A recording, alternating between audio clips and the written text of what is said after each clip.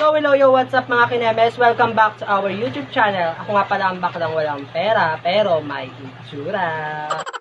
So, for today's video, kasama ko ngayon si Miss.Q&A GrandFinalist Solenn, Garcia para tignan natin kung yung talino niya sa Miss.Q&A sa TV, sa Showtime, at saka yung challenge ko sa kanya ng tanong sa personal, kung masasagot niya ba talaga ng on the spot. At ang aking mga katanungan ay wari sa nangyayari ngayon, pandemic. Okay? Kung simulan na natin. Tara na. Tara na.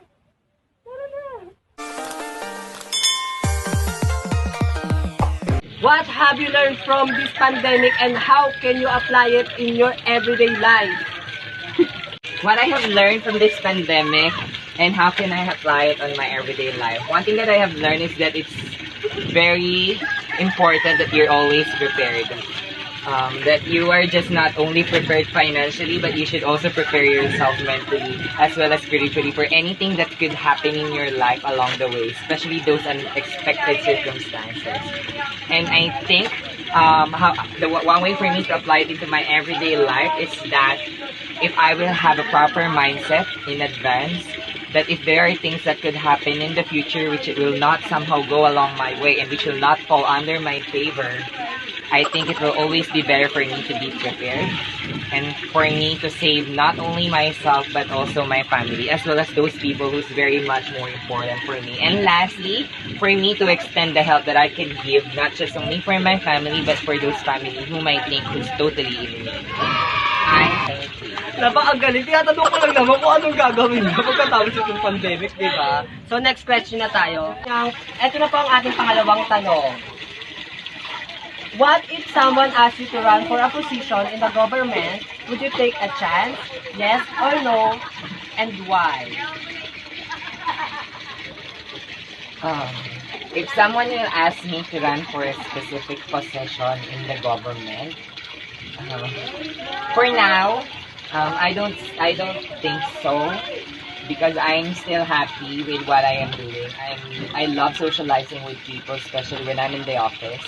Considering that my life is not totally put in a situation wherein I have to explain myself. Rather, people need to explain their selves for me because I am their manager. Considering that I am the boss, I don't want to be in the position wherein I will be explaining myself to a specific boss. So, mas okay na yung boss ako at may mga tao ako at hindi ako yung mayat-maya nababati ko sa ginagawa ko because I know na if there is something that will consider as a failure on my end, I will take full accountability and responsibility. Unlike if you will have a position. Pag may pagkukulang, konting kibot, konting kineme, magagalit kagad sa iyo yung tao. But of course, we cannot say it as of the moment. But then, if God will lead me totally in that way, I think I need to think of it not just only once, not just only twice, but thrice, because I need to make sure that I will be able to provide financially for my family as well as for myself. Because aanin mo naman yung posisyon kung hindi naman sapat yung kikitain mo kasi diba right now I'm currently earning not just only for myself, sapat yun, mas sapat yun kasi sobra pa. Baka mamaya, mahirap naman mapunta ka sa posisyon, hindi na nga sapat yung sinasahod mo, ang dami pang taong galit sa'yo pagka hindi sila natutuwa sa pamamalaki. So, to answer that question, the bottom line is that, not yet as of the moment, but God, if God will give me and will provide me the signal, sige, let's go. Laban natin yan. At saka kung siguro magiging ano to si Solenn, siguro maganda yung pagpapatakbo nito sa barangay natin. No? Kasi napaka mapagbigay. Siguro lang, sa tingin ko lang. Kung binigyan ka na ni God ng sign, ano yung party list na ipapangalan mo? Nakaisip ka na ba? Actually, nung high school,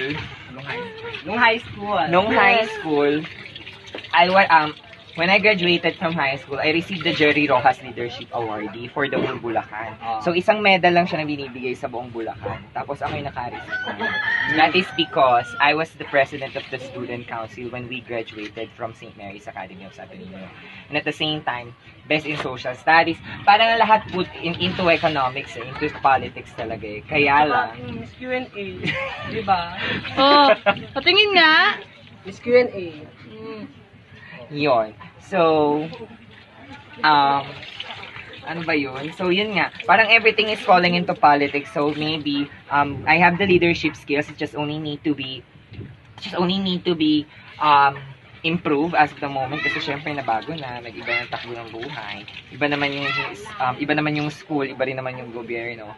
And then nung high school, ako talagang gumagawa ng mga pangalan ng party list. Ang pangalan ng party list namin last time, Marian ka, makabagong alliance ng re-reforma sa illegal na aksyon ng kabataan. Kasi nga, Catholic school, so dapat maganda. Pero meron akong naisip na high school ka niyan. Yes. And Pero ngayon, naisip, nung time din na yon, kaso hindi na-approve kasi nga ayaw ng mga madre.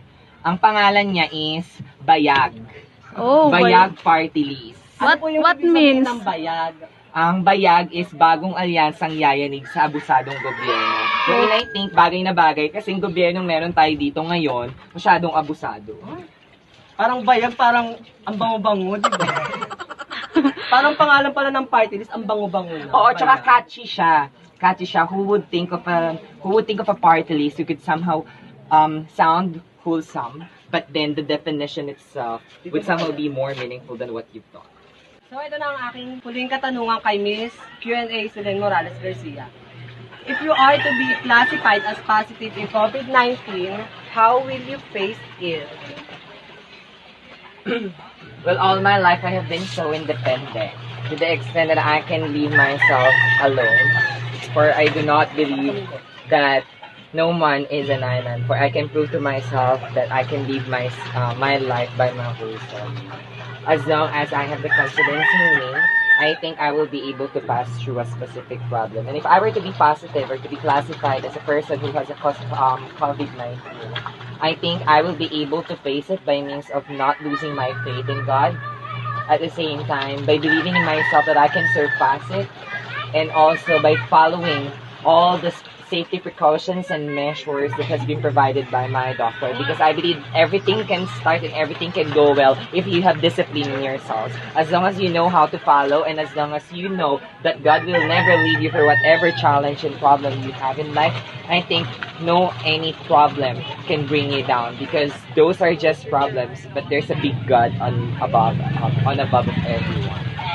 And I think, Sino yun? Sino yung sagot niya? Naintindihan nyo ba? Comment down below kung di naintindihan, papaulit namin sa kanya. Yung Tagalog. Okay? Miss Q&A Solenn, mag-thank you ka muna sa aming mga subscribers at saka mga viewers. thank you po sa panonood for all those viewers and subscribers who have given their time. If you have the time and if you would like to watch more, don't hesitate to click subscribe for you to watch more videos and more interesting topics moving forward. And don't hesitate to make comments of what challenge or what topic would you like to discuss for their next videos. Ciao! Thank you guys!